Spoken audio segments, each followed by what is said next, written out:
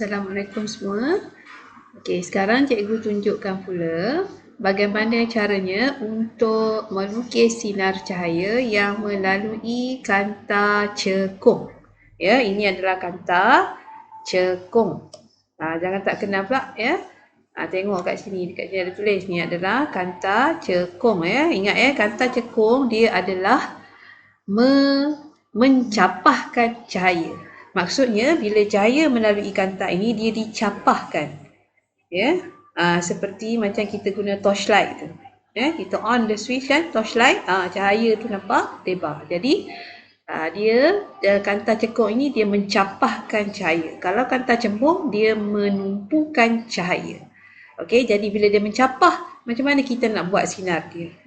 Okey, yang pertama seperti yang cikgu dah terangkan untuk kanta cembung, kita kena lukiskan guna pembaris ya. Dekat sini cikgu gunakan pembaris ini.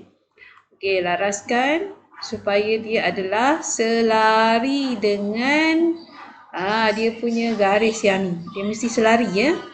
Okey, kalau tengok kat sini rajah ni ada sedikit sengit ya. Jadi sebab ruler cikgu ni adalah dia ada degree sudut dia ya. Jadi dia adalah kosong rajah tu maksudnya dia selari lah, dia adalah lurus lah. Jadi garis yang pertama ini daripada objek pergi ke tengah kanta. Nampak? Okey, dan selepas kita buat garis ini, kita mesti letak dia punya anak panah. Okey, jadi itu adalah garis yang pertama yang awak kena lukis. Okey, garis kedua, ya, daripada tengah kanta ni kita tahu bila dia lalu dekat kanta cekung, dia akan mencapah. Berapa besar dia mencapah? Jadi kita kena letakkan pembaris ini, dia mesti melalui daripada yang bahagian tengah kanta ni, dia mesti lalu dekat F kat belakang. Kalau kanta cembung, dia lalu dekat F yang kat depan kan, kalau kanta cembung. Daripada sini dia ke F sini dan straight kan. Tapi kalau untuk kanta cekung, sebab dia mencapah, kita lalukan dia pada F yang di belakang. Ya, laraskan awak punya pembaris dengan tepat. Pastikan tepat kerana kalau ada soalan dia kata ukur saiz image, bila tidak tepat ataupun pensel yang awak gunakan itu adalah saya nak padamkan ni dulu. Dah nampak dah ada garis kat situ kan. Saya nak padamkan sedikit. Yang ni tak nak. Okey. Saya nak laraskan dulu yang ni. Okey, nampak tak dia lalu kena dengan tepat pada F dan juga pada titik persilangan tengah kanta ini, garis tengah kanta ini dengan garis yang permulaan tadi. Jadi sekarang bila dah tepat tu, nampak dia kena kat sini dan dia kena kat sini. Ya, tepat kita gunakan pensel yang tajam. Kalau tak tajam nanti dia akan menyebabkan awak punya rajah itu tidak tepat. Dan garis ya. Larilah pula saya punya garis ini. Okey, saya nak garis elok. Ikut pembaris ni. Okey, so saya garis terus. Sampai atas. Okey, dan tu sudah. Okey, jadi ini adalah garis yang kedua buat anak panah ya. Ini garis yang kedua. Saya labelkan dua kat sini dah. Okey, awak tak perlu label, ni saya tunjukkan, saya labelkan ya. Nak ambil bateri dah cikgu punya komputer ni. Okey, untuk garis yang ketiga. Sekarang ni dah ada garis yang pertama. Okey, ke tengah kanta, daripada tengah kanta tadi. Okey.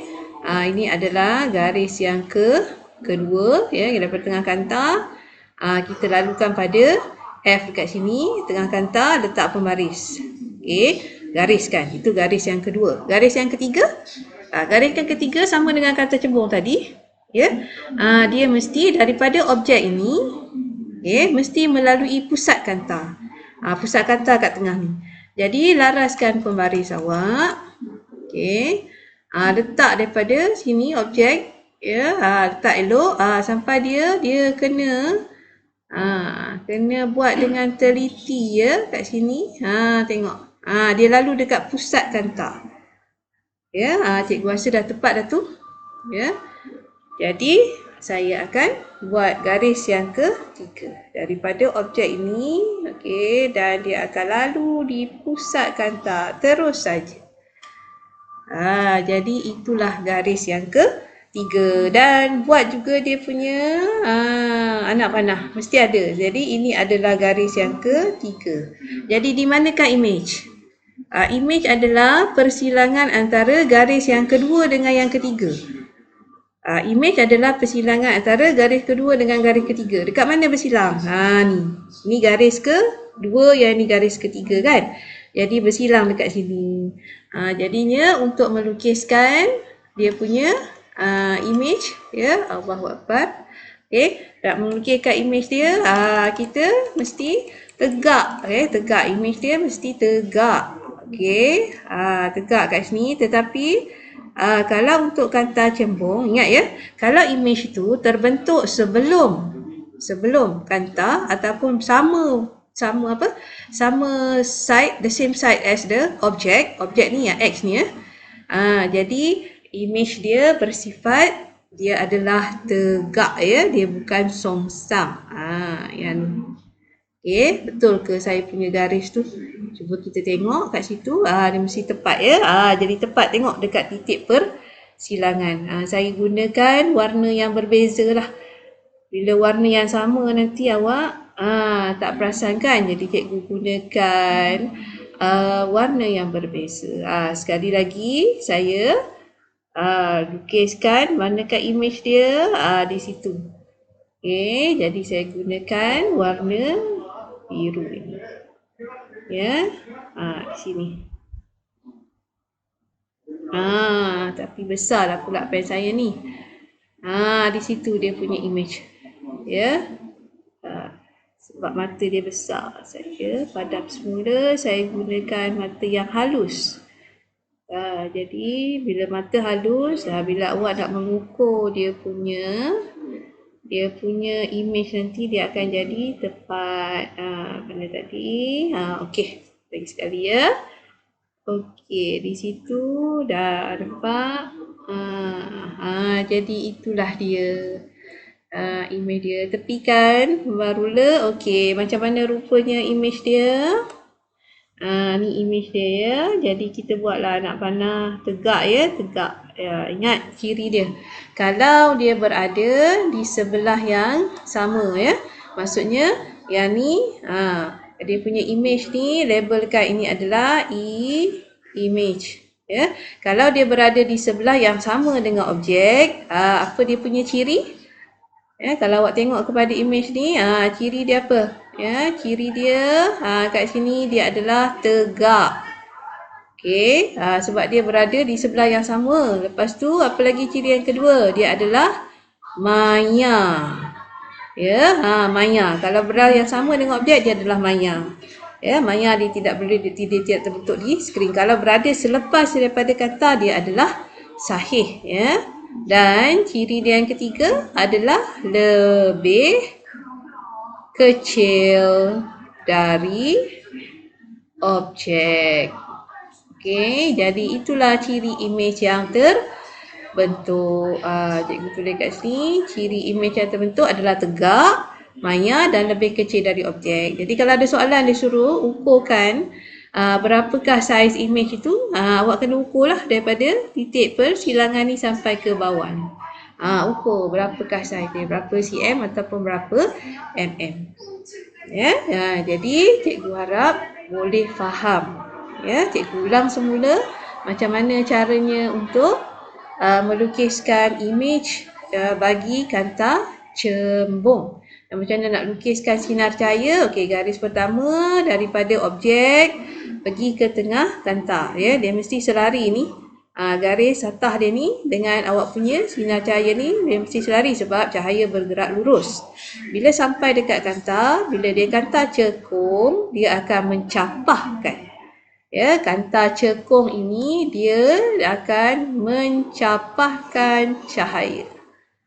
Okey, mencapahkan cahaya. So bila dia mencapahkan cahaya, dia akan menyebabkan dia terbuka besar lah, ya. Okey, so garis yang kedua dia bila sampai sini, bila ada titik persilangan kat sini kan. So garis yang kedua letak pembaris lalu kat sini dan lalu pada F kat belakang. Lurus. Okey, buatkan dia punya sinar. Ya, sinar apa? Dia punya anak panah tu. Okey, kemudian yang ketiga daripada objek ni mesti lalu dekat pusat kanta. Yang garis ketiga, garis pertama dan ketiga sama. Kanta cembung dulu sama. Yang membezakan kanta cekung dengan kanta cembung adalah garis yang kedua ni saja. Daripada objek lalu dekat pusat kanta. Di manakah image? Image adalah titik persilangan antara garis kedua dengan garis ketiga. Di situlah image. Apakah ciri image yang terbentuk? Kalau dia terbentuk sebelum kanta sama side dengan objek, ciri dia adalah tegak. Okey, maya. Dan saiz dia kalau tengok kepada saiz nampak saiz image lebih kecil daripada saiz objek.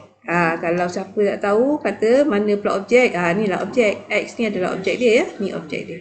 X ni ya. Okey. Okey. So itu tentang X ni lah yang objek ni, anak panah ni lah objek dia ya. Okey, jadi itulah tentang macam mana caranya awak melukiskan sinar cahaya bagi kata cembung. Okey, itu saja. Terima kasih.